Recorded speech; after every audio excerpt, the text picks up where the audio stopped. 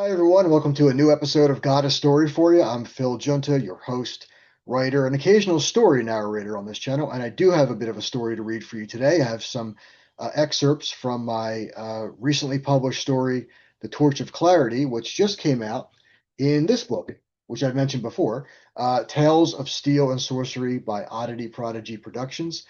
We had the book launch for this last night at Captain Blue Hen Comics in Newark, Delaware. Oddity Prodigy is again based in Delaware around Newark. So Captain Blue Hen Comics has been kind enough to host most of their book launches, I believe, over the past few years. So we had about 10 authors from this book there last night reading their excerpts of their stories, signing copies, not just for the audience that was on hand. We had about 20 or 25 people or so. But also, we signed at the end of the night about 50 books total for ourselves, those of us who bought author copies. I bought about 10 or so, but also for our Kickstarter backers. So we did just a round robin of just signing 50 some books. It was a lot of fun. And later on in this little episode, I will read a couple of scenes from my story called The Torch of Clarity, right here in Tales of Steel and Sorcery. This book will be out June 23rd, which is Tuesday. Today's the 21st. It's the first day of summer and also Father's Day, I believe, here in my area, here in North America and the United States.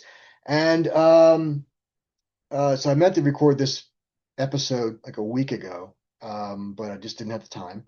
And I thought, well, since we're getting close to the book launch for Tales of Steel and Sorcery, I will wait for this to come out so I have it in my hand for you to see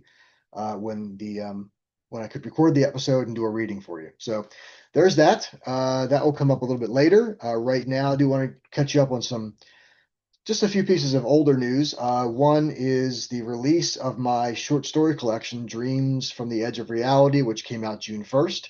It is available on Amazon.com and Barnes and Noble and Bookshop.org and Kobo and all the online bookshops. Your favorite independent bookstore can probably order this. You can look on their website. They can get it for you. This is 27 frightening, funny, and fantastic tales. This is everything I've published over the past 15 years, except for space opera and science fiction. Those stories are going to come out in their own collection later. They'll be released later. But this is all the fantasy, mystery, paranormal, detective, and even a few literary pieces that I've written over the past 15 years. It's about almost 400 pages long. It's a bit of a tome. But it's out now. It's $3.99 as an ebook and $24.99 as a paperback. And again, on Amazon and Barnes and Noble, Kobo, everywhere. And if you want to hear recordings of these stories, of me reading them from over the past several years, just go back into my YouTube channel into the history, and you'll find a lot of these stories have already been read in their entirety um, since 2020 onward. But the book is out now. I had a small book launch for this at the Lehigh Valley Comic Con, June 6th and 7th, which was a great time. Sold about a half a dozen copies. And we'll have a second launch at, as I've mentioned in the past couple of videos, at Shore Leave.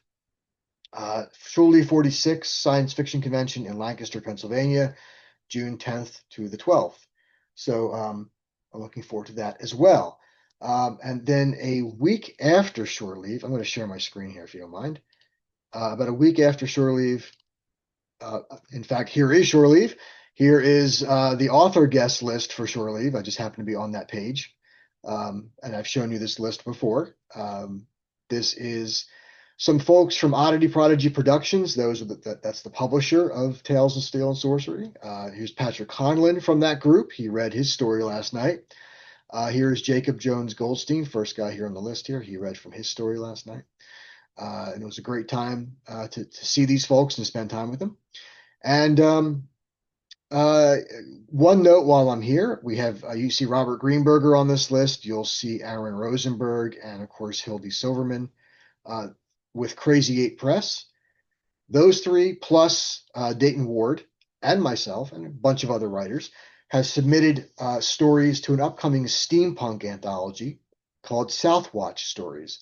That is being driven by Richard White and his small press in conjunction with, in partnership with, Crazy Eight Press. That will be out in November. And I'll show you a little bit more about Southwatch Stories in just a few minutes. I believe I mentioned it in the past couple of episodes as well. But this is Shore Leave 46, and it's coming up. As I said, July 10th to the 12th in Lancaster, Pennsylvania. Walter Koenig was on the guest list. He did have to cancel due to health reasons, but we still have our Stargate guests, other Star Trek guests, classic Battlestar, classic Lost in Space, some classic Star Trek guest stars, as well as a little bit of Babylon 5 here with Julie Caitlin Brown and fan favorite Bonnie Gordon. So again, that's Shore Leave 46, July 10th through the 12th. So a week after Shore Leave, I'll get to this page you see right here in just a second. I think I might have lost it, but I'm going to see if I can bring it back here. Maybe I can't. About a week after Shore Leave, I will be at an event in, let me see if I can pull it up this way. Hold on. I seem to have lost the page that I had out here for you, but I'll see if I can pull it up again.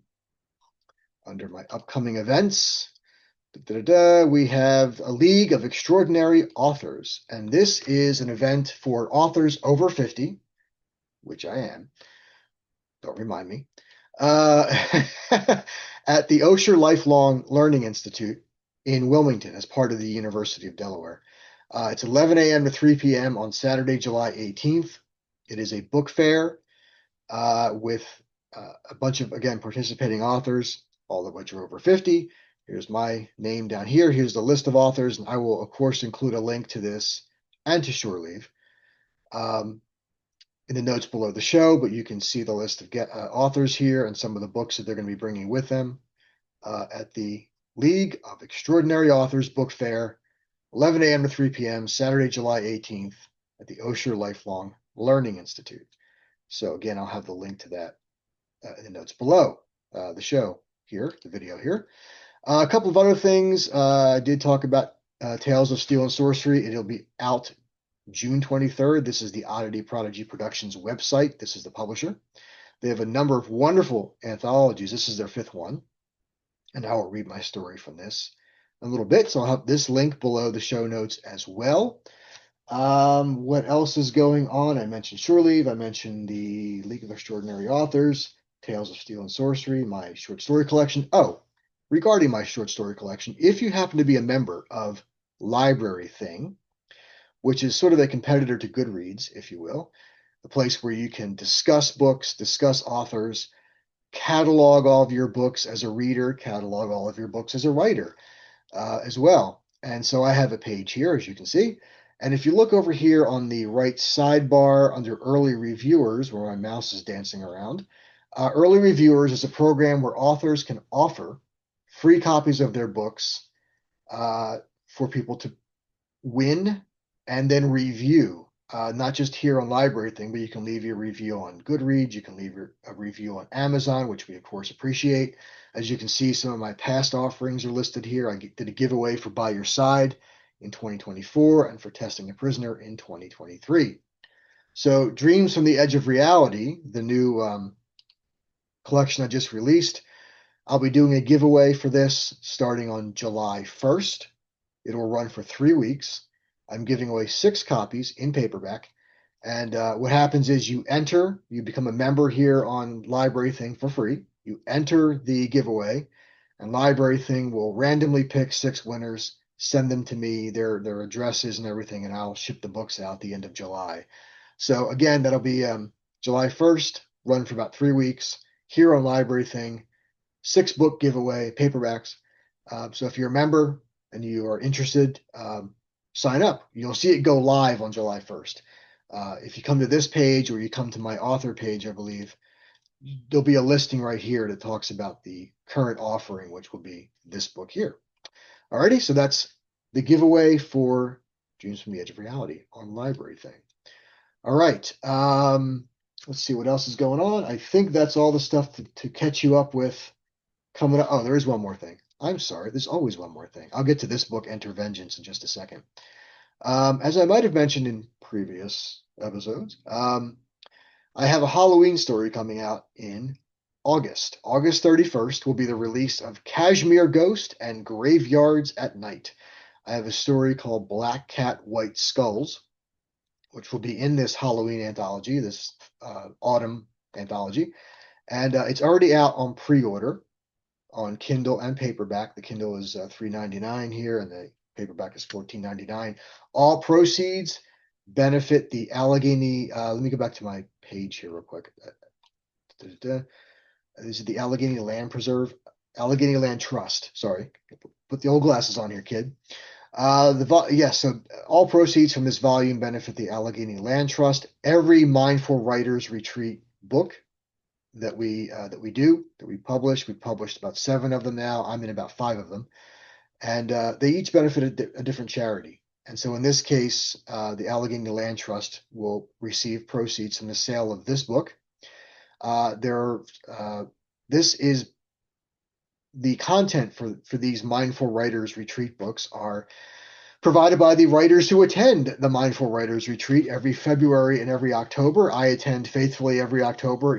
As I said before in previous videos, it's a retreat that takes place in Ligonier, Pennsylvania, which is nestled in the Allegheny Mountains in the Laurel Highlands region. It's absolutely beautiful. We stay at a lodge called the Ligonier Camp and Conference Center, and we're just surrounded by nature. We're surrounded by the Allegheny Mountains. It's absolutely gorgeous. It's a wonderful, magical place to have a writer's retreat. We go there for 5 days, and we just sit down with our projects. There's no classes, no presentations, no sessions, just you and your writing project, hopefully uninterrupted by your life and your job back home. But you can just sit there and focus on your writing project for about 4.5 to 5 days. You get a room at the lodge. You get your meals made for you by the staff at the lodge, and you can take walks all over near the creek and up the mountains, and it's just wonderful. So every year we produce an anthology, a charity anthology, and this is our next one right here for Halloween. And again, it'll be out August 31st, and I'll let you know if there are any book launches or events surrounding this as we get closer. But I want to let you know about that. So that is that. So we talked about Tales of Steel and Sorcery. We talked about Kashmir Ghost and Graveyards at Night. Very good. Enter Vengeance. Part of a segment of this video, these videos that I make, talks about what I'm reading now. I just finished, maybe about 2 weeks ago or so, this book called Enter Vengeance by Weldon Burge. He's a writer friend of mine. He's also an editor and owns a small press. He's published at least one of my stories. And he just released this book on Kindle at the end of May called Enter Vengeance. And it is a paranormal thriller, police procedural mixed with supernatural. And it's a lot of fun. It's a fast-paced book. It's an easy read. Kindle out now at $5.95. The paperback will be out Halloween. I believe it's coming out, yes, October 31st in paperback, but it's out on Kindle now. And if you're into police procedurals, if you're into paranormal thrillers, the supernatural, this is the book for you. It's a lot of fun. Again, easy read, fast-paced. I just finished it up. And that was the last book I read. And what I'm doing now is I'm actually re-editing one of my own published novels called Like Mother, Like Daughters. It is in fact, I could probably show it to you. It was released as a double novel or double novella back in 2018. As you can see, if you're familiar with the old Ace double books, I have one here. I have it handy if I'm not knocking everything down to get to it. It's a book where you read one story, then you flip it over and you read another. And so that's how we released Like Mother, Like Daughters, alongside with Steve Wilson's Freedom's Blood. Steve Wilson was actually the owner of Firebringer Press. And I'm releasing this book. Steve has retired from publishing. This is why I re-released my other 2 novels, Testing the Prisoner and By Your Side. Re-edited them, re-released them with new covers. And I'm doing the same with this book. Now, it is a novella, so it's very short. So I'm writing a new novella, another paranormal mystery, to go along with Like Mother, Like Daughters. It will have a brand new cover. The other book will have a brand new cover as well. Of course, it's a new book. This one will be recovered. It's also being re-edited at the moment. And I'll have this book out hopefully next year sometime. So that's what I'm currently in the middle of. I'm not actually reading any new books. I'm spending my time re-editing this one while I'm also doing some home renovations. I have some repairs and renovations to do. So I'm not writing any new material right now until those projects are done. I'm just working on this, re-editing this in between sanding, priming, and painting. So that book will be out hopefully next year, like Mother Like Daughters, with another novella attached to it. This version of the book will stay in print, but I'm going to release a new version of it as well. So you can, and Freedom's Blood by Steve Wilson is a wonderful vampire story. So I definitely recommend you pick that up if you want to. So that leaves me with just my reading of my story from Tales of Steel and Sorcery. And that is called The Torch of Clarity. And as soon as I find it here, I will start reading it. Page 121. There it is. So Torch of Clarity right there. This is again, a sword and sorcery tale. And here we go. The lifeless eyes of Lord Barlin stared down at his body from atop a pike in the center of the palace courtyard. Following his assassination at the hands of his brother, Malachi, the former leader of Monaco had been stripped naked and his decapitated corpse dragged across the grounds, leaving a trail of blood in its wake. Citizens gathered, wailing and sobbing at the spectacle, before rage swept over them, turning their plaintive cries into furious shouts and pumping fists. Over 100 soldiers, once loyal to Barlin, stood poised to defend their new master, Lord Malachi. Barlin's son Gedrian struggled to hold back his tears, lest he show weakness to the traitor standing over him. My control over Monaco is complete. Malachi clasped his hands behind him and positioned himself between Gedrian and his mother, Lady Orinda. Both had been shackled and forced to their knees before the slotted windows that overlooked the events in the courtyard below. On my order, they will butcher every single protester. Our army would never turn against its own people, Gedrian said. Do you want to test that assertion, boy? Circumstances have changed. As of today, this is no longer your father's realm. How could you do this to your own brother? Orinda demanded, tears streaking her face. Barlin loved you. He loved our people. Under his rule, we've had decades of peace and prosperity. Barlin allowed Monaco to become stagnant and our land overcrowded. It's time to expand our territory. The people need breathing room, and I will ensure they get it. For what was once my brother's is now mine. He cupped a hand under her chin, including you. She jerked her head away from his grasp. You couldn't have done all this on your own. Right you are, Orinda. A cloaked figure strolled through the doorway and threw back his hood. Lord Malachi was kind enough to negotiate with Northern Irodak to end my unjust imprisonment. In return, I agreed to help him take charge of Monaco. Our army is now under a mind control spell, the same one I used to eradicate the Shantai years ago. They will do Lord Malachi's bidding, even if that means slaughtering our own citizens. Eligor the Dark Wizard smiled and spread his arms wide. It's good to be home. Orinda narrowed her gaze at Malachi. You have no idea the demon you unleashed. Such disrespect from my own niece. Eligor then nodded to Gedrian. I hear you've grown into a superb warrior, much like your father in his prime. Pity you won't inherit his leadership over Monaco, but you will make a fine soldier. Lord Malachi, shall I place him under the mind control spell? I will not fight on behalf of a traitor, Gedrian said. Malachi turned away from the window. And if your spell fails and he seeks revenge, no. Gedrian is to be executed at dawn. Malachi, please don't take my son away from me too, Orinda begged. The new leader of Monaco lowered himself to one knee. I'm not a monster, Orinda. I only want to restore our realm to the great and dominant force it once was. You've known me to be magnanimous in the past, so I'll spare Gedrian's life and send him into exile, if you agree to marry me and give me an heir. Orinda lowered her gaze. Do I disgust you so much that you cannot even look at me? Malachi asked. Did I misread your furtive glances and demure smiles all these years? Where will you send my son? Mother, do not relent to him. Gedrian strained against his shackles. I would rather die than see you with this filth. Keep talking, boy, and you might get your wish. Malachi placed a finger under Orinda's chin and lifted her head.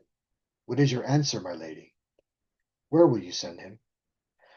Oh, I'm sure Vescula will take him in. They welcome immigrants. He has a chance to make a good life for himself there.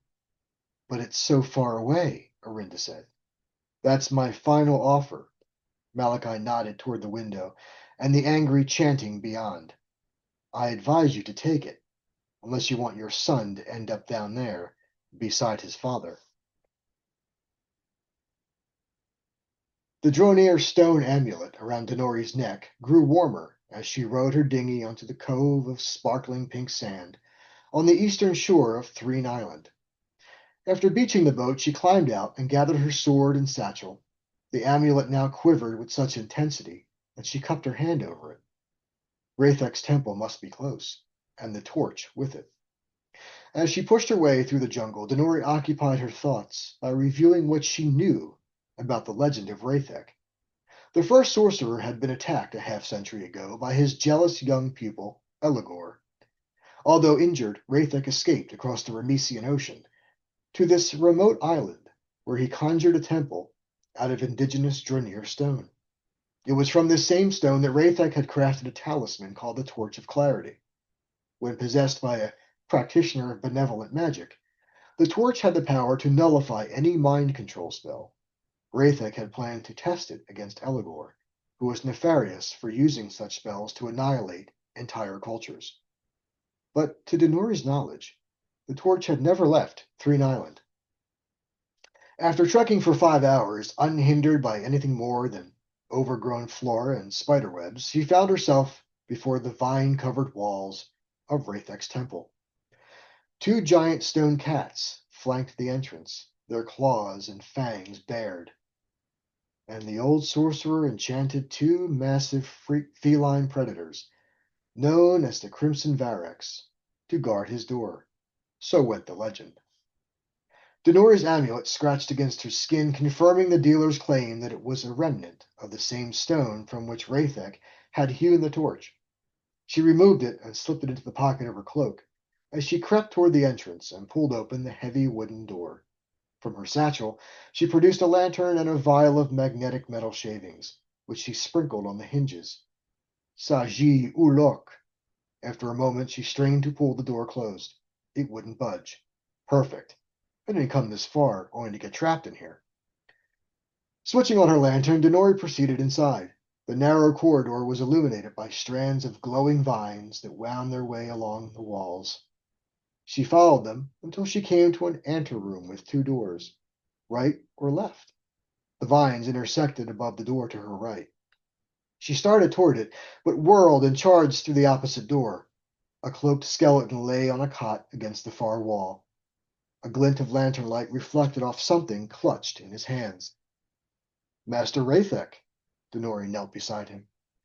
The vines were an admirable trap, but I know you too well. She pried away his left hand to reveal an amber jewel the size of her fist. It was set in a circular base atop a long, ornate handle.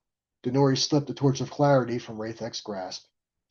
The moment she turned it over in her hands, a feeble glow appeared inside the amber stone, growing brighter the longer she held it.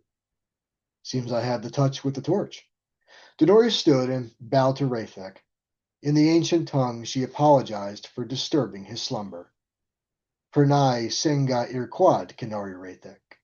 I shall use the torch as you envisioned, to vanquish your betrayer, Eligor. May your spirit guide me in my mission. Once outside, the stone Varex that had been guarding the door were gone. A deep growl from above told Denori that not all of Rathek's magic had died with him. One of the hulking crimson beasts roared at her from atop the temple. Denori spun, coming face to face with its snarling mate. She reeled back from the stench of its hot breath and drew her sword.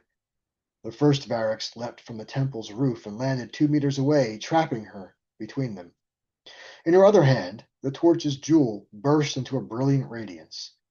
Lo Jek Shahama, Rathek. Yorto ile teatrana zin versta zin iros loripax.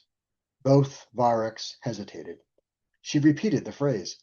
I am a disciple of Rathek. Look into my mind and heart, and know I speak the truth. The creatures glared at her for a moment before retreating to the temple. They resumed their places on either side of the entrance and transformed back into stone. Drat! Denori sheathed her sword. And I was hoping to bring you kiddies home with me.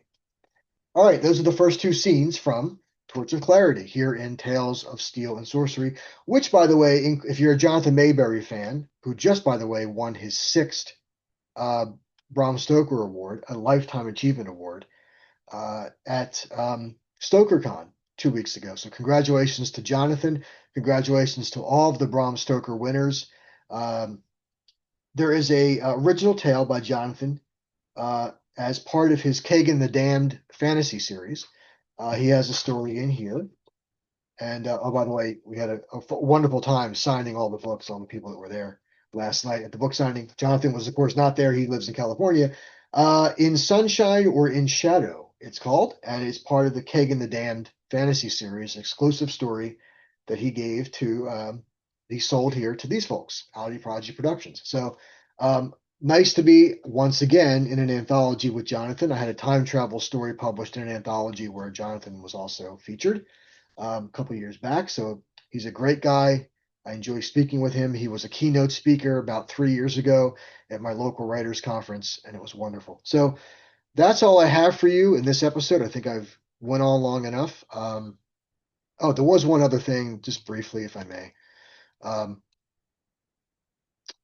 I mentioned the Southwatch Stories Steampunk Anthology. This is what I was talking about right here. Southwatch Stories, I think, will be out in November, edited by Richard White and Stephen Roman. This was also just like Tales of Steel and Sorcery was my first sword and sorcery tale story. This was also my first venture into steampunk, and I enjoyed writing it. I was thrilled with my critique partners, loved it, and so I submitted that on Memorial Day. I look forward to seeing my story published in this book in November. So lots of stuff coming out, a lot of short stories to be published, a lot of projects in the works. So that's where we're at, kids. And that's all I have on this first day of summer. So I hope you have a wonderful summer. I may not have an episode of this video in July because I'm going to be knee deep in home renovations in July, even more so than June. So if I can, I'll record a video in July. If not, I'll see you in August. All right. Take care and have a wonderful summer. Thanks.